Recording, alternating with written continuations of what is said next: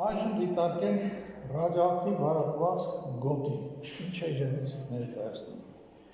Ուրեմն ռադիոակտիվ վարակված գոտի ասելով հասկանում ենք տարածքում գտնվող օբյեկտներ, մարդիկ, կենդանական ու բուսական աշխարհ, որոնք ենթարկվել են մասսայական ճառագայթարումների։ Ռադիացիոն վարակված գոտին կարող է առաջանալ ատոմակայանի աղետի դեպքում և միջուկային զենքերի կիրառման դեպքում։ Աղետի դեպքում, ինչպես գիտեք, Չեռնոբիլի ատոմակայանի աղետն ցույց տվեց, որ բավականին շատ մոտ 8 տոննա ռադիոակտիվ նյութ արտանետվեց, պայթյունի հետևանքով բարձրացավ և ընկնելով քամու հոսանքների տակ տարածվեց և կորցնելով այդ մասնիկների հենց կինետիկ էներգիան աստիճանաբար անտեղումների տեսքով նստեցին գետնի վրա, առաջացնելով ռադիոակտիվ վարակված գոտի։ Գոտին բնական է, եթե քամի չլինի, շրջանի տեսք կընդունի, բայց իրականում վերևները միշտ քամիներ գոյություն են և արդյունքում ստացվում է կոր, որը հաճախ համարվում են էլիպսանման։ Ուրեմն գոտին համարվում է ռադիոակտիվ վարակված, եթե ռադիացիայի մակարդակը գերազանցում է կես ռենտգեն ժամը։ Եվ բնական այս գծի վրա է ռադիացիայի մակարդակը կես ռենտգեն, դրանից արդեն ռադիացիայի մակարդակը աստիճանաբար ինչքան մոտենում ենք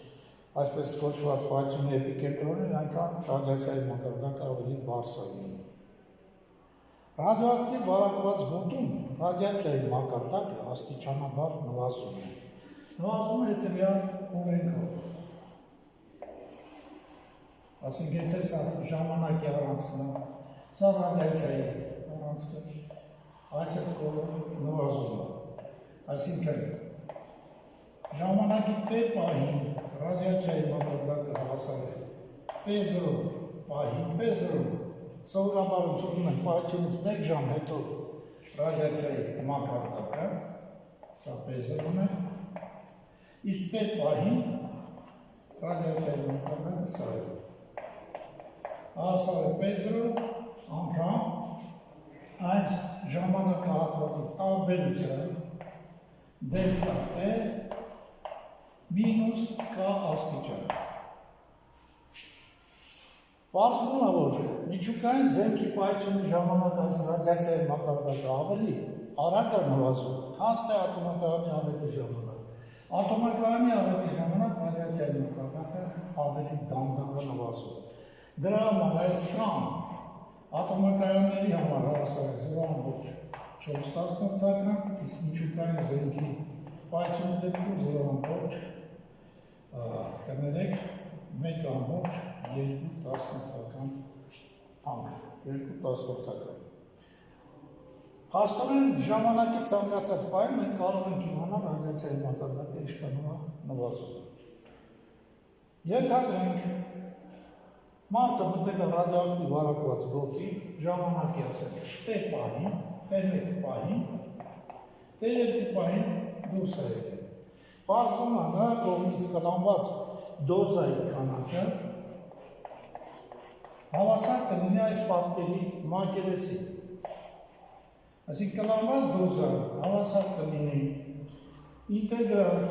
T1-ից T2 PT DT հավասար է։ Դե PT-ի արժեքը տեղադրում ենք P0 անգամ, որ համարում ենք հաստատում 1 ժամ հետո հայտնի անես, P0 անգամ ինտեգրալ դելտա T-ի միջուկային զենքի համար մինուս 1.2 dx dt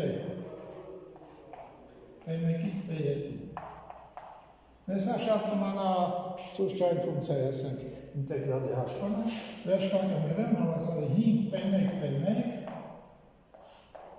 հանած 5 P2 P2։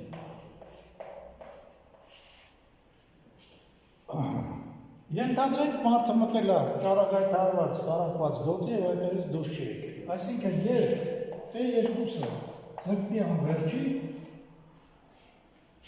P2-ը գրաֆիկացել է եղել։ Այսինքն մոտենում է 0-ի, բայց երբեք 0 չի լինում։ P2-ը կձգտի 0-ի և կունենան, որ մաքսիմալ դոզան, որ մարդը կարող է ստանալ գտնվելով ռադիոակտիվ վարակված գոտում, հավասար կլինի 5 P1 T1։ Այսինքն պայթյունից հետո ինչքան ժամանակ անցել, բազմապատկված։ Տվյալ պահին հաշվում է ռադիացիայի մակարդակը, բազմապատկում եք 5-ով և դուք իմանում եք, թե ինչքան դոզա եք ստացել։ Այսքան էլ ռադիոակտիվ վարակված գոտու մասին, գոտում ռադիացիայի մակարդակը ինչքան է նվազում և ինչքան դոզա մարդը կարող է ստանալ գոտում գտնվելիս։